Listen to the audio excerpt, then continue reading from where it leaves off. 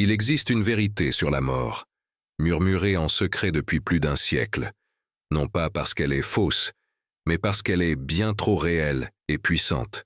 Et si je vous disais que la peur de la fin est la porte de votre plus grand éveil?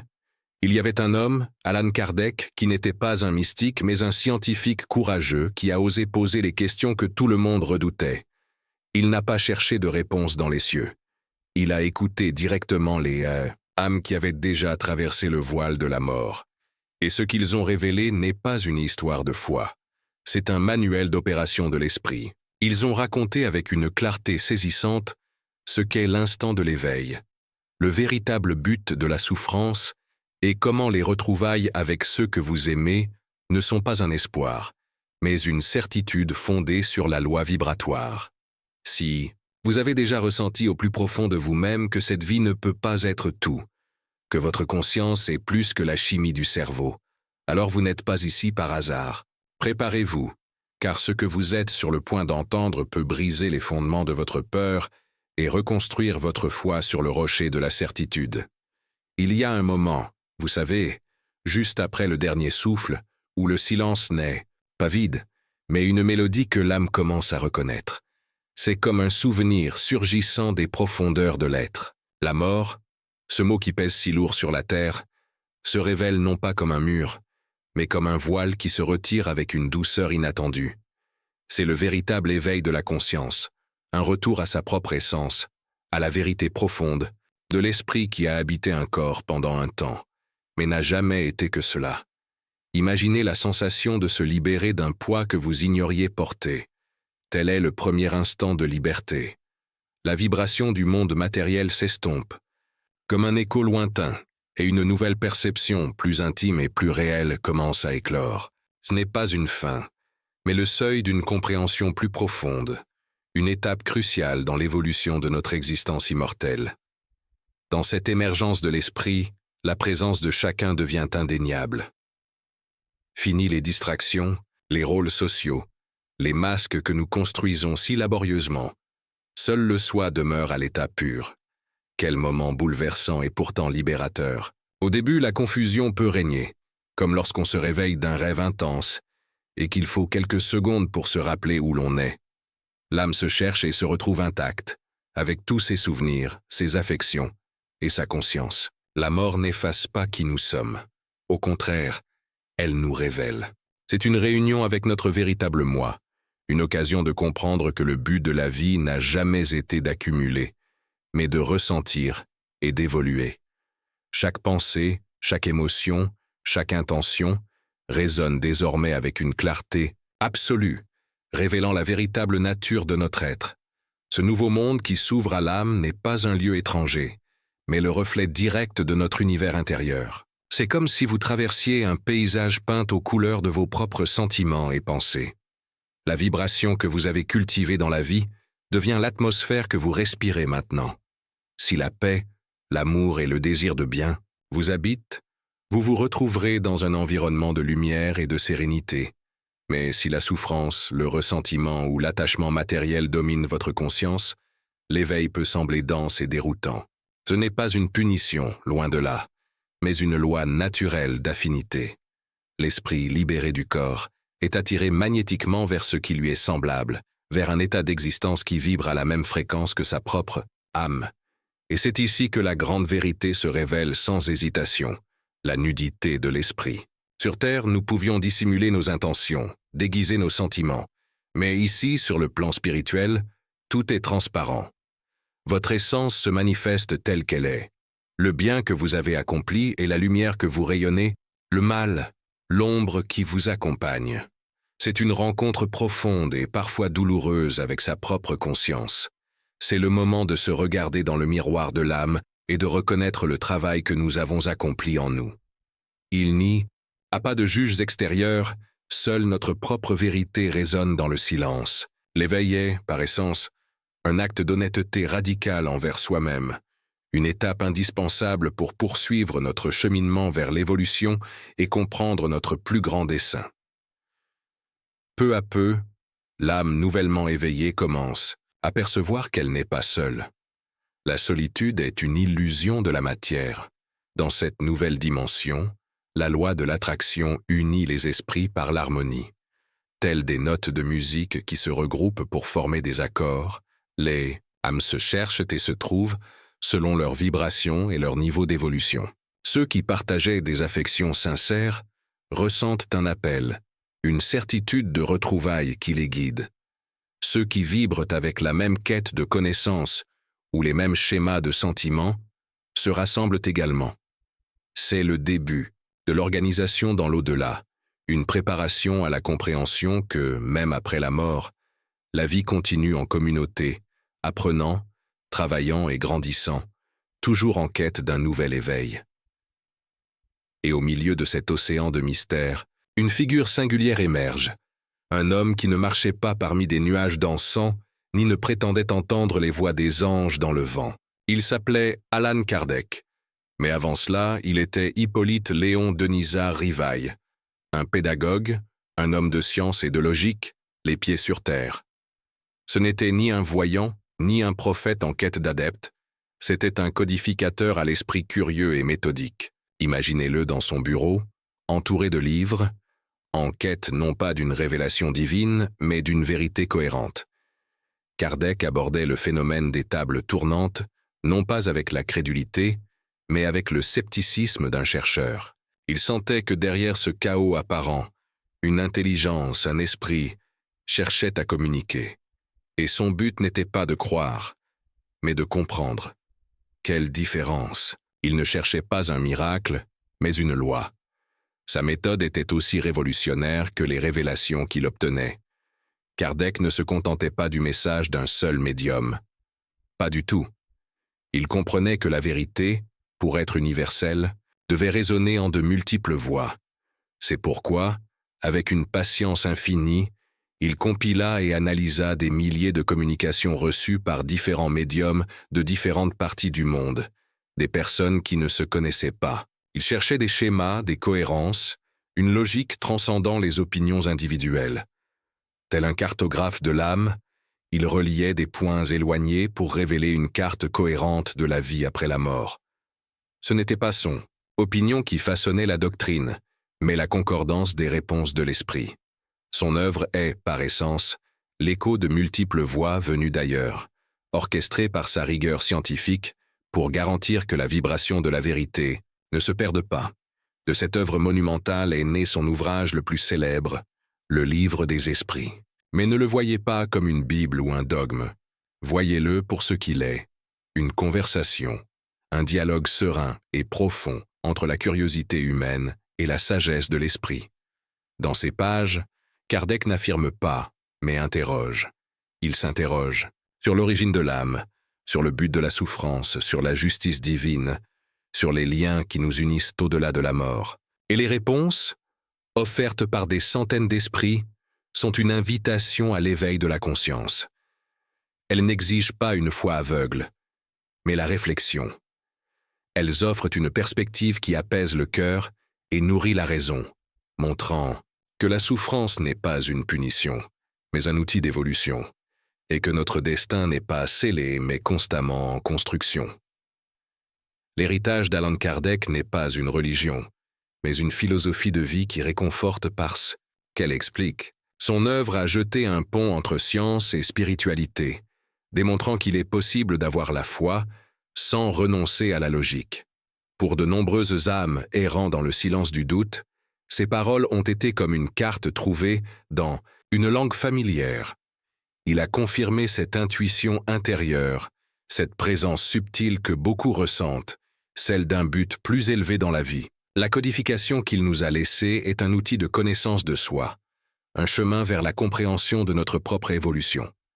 Elle nous permet de considérer nos épreuves non pas comme des tragédies, mais comme des leçons que notre âme a choisi de cultiver, donnant un nouveau sens à notre voyage terrestre et l'inévitable réunion avec notre essence. En dessinant cette carte, Kardec n'a pas seulement décrit le processus d'éveil après la mort. Il est allé bien plus loin. En organisant des milliers d'histoires, il a commencé à esquisser la géographie du monde spirituel, non pas comme un paradis ou un enfer abstrait, mais comme un lieu vibrant, débordant de vie et d'activité. Il a été le premier à répertorier systématiquement l'existence de communautés organisées, lieux où l'esprit poursuit son voyage.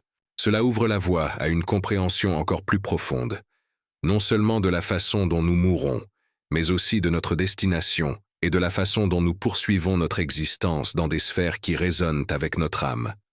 Ainsi, en franchissant le seuil, l'âme ne rencontre pas un vide infini ni un chaos indéchiffrable. Quelle idée humaine!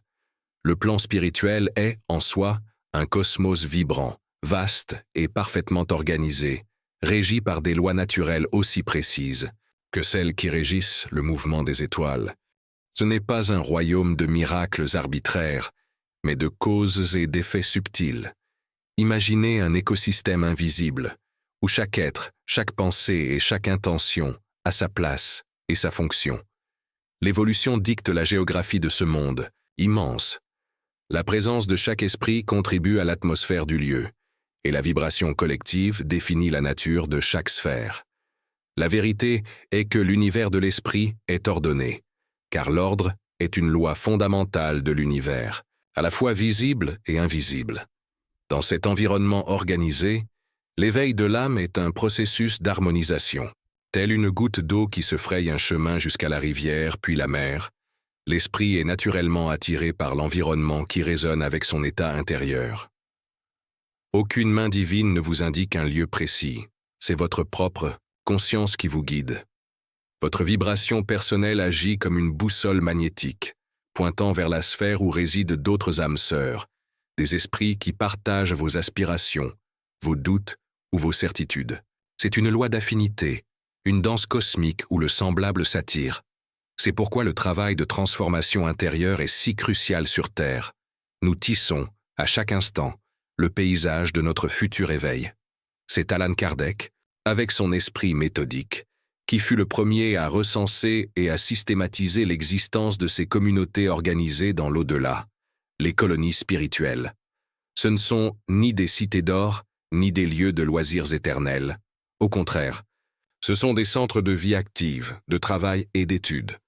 Imaginez-les comme des mondes-écoles, des hôpitaux pour l'âme, des ateliers d'apprentissage, des communautés où les esprits sont regroupés selon leur niveau d'évolution et leur finalité.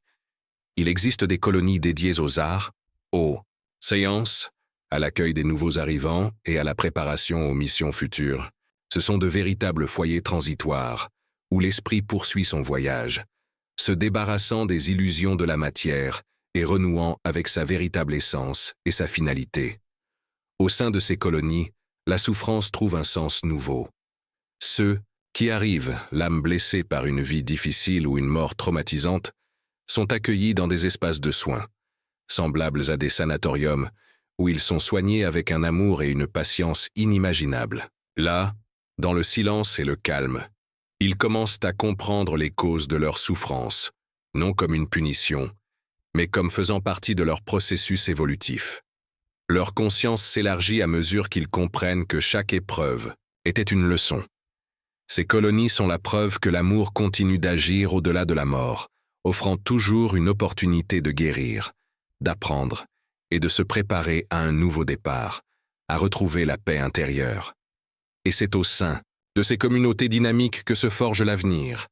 Elles ne sont pas des destinations finales, mais plutôt des étapes sur le long chemin de l'âme. C'est là que les esprits, désormais rétablis et plus conscients, planifient leurs prochaines étapes. C'est là que se déroulent les retrouvailles avec les guides et les êtres chers d'autres vies, et que se prend l'une des décisions les plus sacrées, celle du retour. L'idée d'une nouvelle existence dans la matière commence à prendre forme, non pas comme une contrainte, mais comme une opportunité bénie de croissance. Cette compréhension nous conduit naturellement à comprendre l'un des piliers les plus profonds de cette philosophie, le cycle sacré de la réincarnation.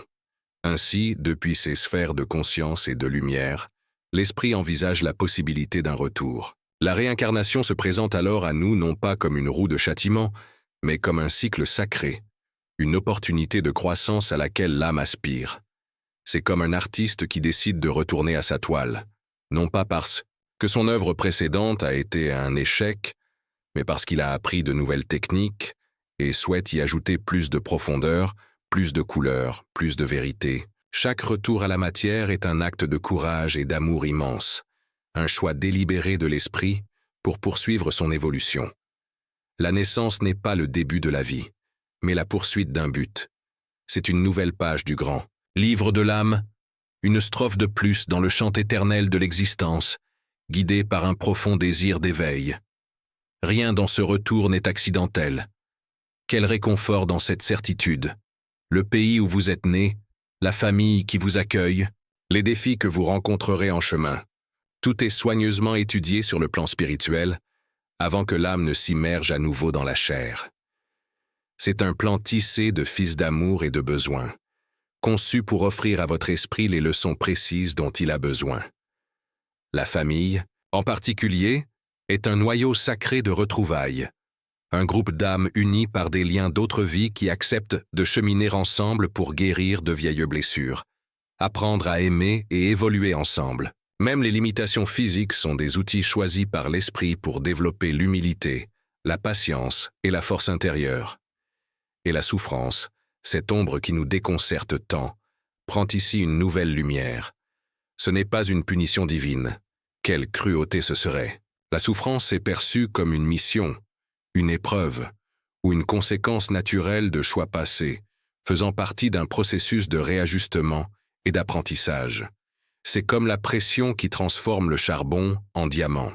C'est le feu qui purifie l'or. L'âme l'accepte avant la naissance, car elle sait que grâce à ce défi, elle pourra polir une facette de son être, développer une vertu ou régler une dette avec sa propre conscience. C'est un remède amer, certes, mais nécessaire à la santé de l'esprit. Comprendre cela n'élimine pas la douleur, mais lui donne un sens, transformant la lamentation en acceptation silencieuse. Pensez à cette relation difficile qui vous accompagne tout au long de votre vie, celle qui vous apporte tant de souffrance. Ce n'est peut-être pas une coïncidence, mais plutôt des retrouvailles planifiées pour apprendre le pardon. Pensez à ces difficultés financières qui vous hantent. Peut-être est-ce une invitation de votre âme à apprendre à trouver la richesse dans l'immatériel, dans l'affection, dans la foi. Lorsque vous regardez la vie sous cet angle, chaque obstacle devient un enseignant déguisé. Chaque larme alimente la graine d'une force nouvelle. C'est la vérité transformatrice que les écrits de Kardec nous murmurent. Nous ne sommes pas victimes du destin, mais les architectes conscients de notre propre évolution, utilisant les outils que nous avons choisis pour construire un être plus épanoui. Ainsi, chaque vie est un acte de réforme intérieure, un pas de plus sur la longue échelle de l'évolution spirituelle. Le but ultime de ce va-et-vient entre deux mondes n'est autre que d'accroître notre capacité à aimer et à comprendre. À travers chaque expérience, l'esprit se débarrasse de son égoïsme et de son orgueil et se rapproche un peu plus de son essence divine. Et dans ce processus, un fil d'or unit tout, survit à la mort et justifie chaque retour. Les liens de l'affection véritable, c'est l'amour qui nous anime, qui nous attend, et qui nous donne la force de revenir encore et encore, toujours en quête de ces retrouvailles sacrées. Et au cœur de toute cette grandiose architecture cosmique, de l'éveil après la mort au but, de chaque réincarnation, vibre une vérité unique et souveraine. L'amour ne meurt pas. Allan Kardec, par les voies de l'au-delà, a révélé que les liens de l'affection véritable sont des fils de lumière que ni le temps ni la tombe ne peuvent rompre. L'amour authentique, dépouillé de tout égoïsme et de toute possessivité, crée un lien d'âme à âme, une connexion vibratoire qui transcende les mondes. Ce n'est pas un espoir poétique, mais une loi fondamentale de l'univers. C'est le phare qui guide l'esprit dans l'obscurité, la mélodie qu'une conscience reconnaît, dans une autre à travers le silence des âges. C'est le pilier sur lequel repose toute notre évolution.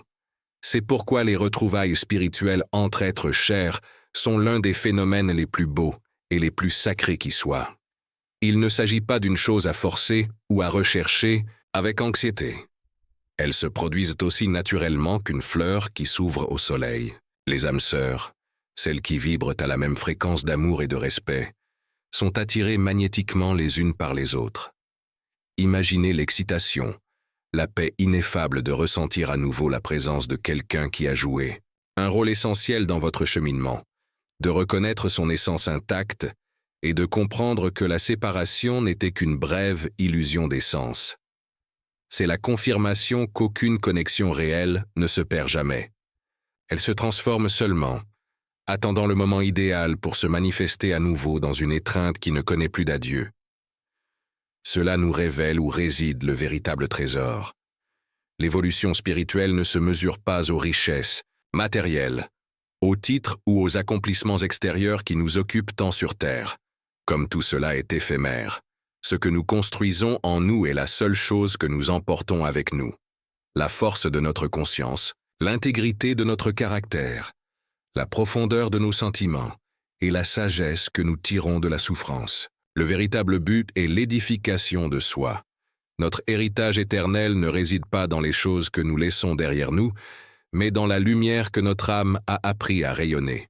C'est un appel à la réforme intérieure, à un travail silencieux et constant sur soi-même. Les grands gestes héroïques ne sont pas nécessaires à l'évolution de l'esprit. Parfois, un petit acte de bonté anonyme, un mot de réconfort sincère, un moment d'humilité pour reconnaître une erreur, ou un instant d'écoute attentive élargissent notre conscience plus que n'importe quelle réussite matérielle. Chaque fois que nous choisissons la compassion plutôt que le jugement, la patience plutôt que la colère, nous polissons le diamant de notre âme. C'est là le véritable éveil. Vivre chaque jour avec la conscience d'être des esprits immortels en chemin d'apprentissage. Ainsi, le voyage de l'âme est un chemin infini vers la lumière. Et le carburant de ce voyage est l'amour. Chaque vie, chaque défi, chaque rencontre est une occasion d'apprendre à mieux aimer, de manière plus pure et plus désintéressée. Le but ultime de notre évolution est de devenir une source d'amour inconditionnel, reflétant, même infimement, l'amour du Créateur. Il n'y a pas de destination finale, seulement une croissance perpétuelle. Et comprendre cette vérité n'est pas la fin de la quête, mais le véritable début d'une vie vécue avec un but supérieur, avec une paix qui naît de la conscience, que par essence, nous sommes éternels, et tous reliés par les liens invisibles de l'affection. Et maintenant que le silence revient, une seule question demeure. Quelle partie de votre âme s'est souvenue de quelque chose qu'elle savait déjà? Si ces mots ont touché une vérité en vous, partagez-la dans un commentaire. Parfois, ce que murmure un esprit réveille un autre, qui était sur la même longueur d'onde. Abonnez-vous si vous sentez qu'ici, votre conscience a trouvé un lieu pour ces questions. Lors de notre prochaine rencontre, nous explorerons les liens d'amour indéfectibles et la certitude des retrouvailles spirituelles qui nous attendent tous, une promesse silencieuse pour votre cœur,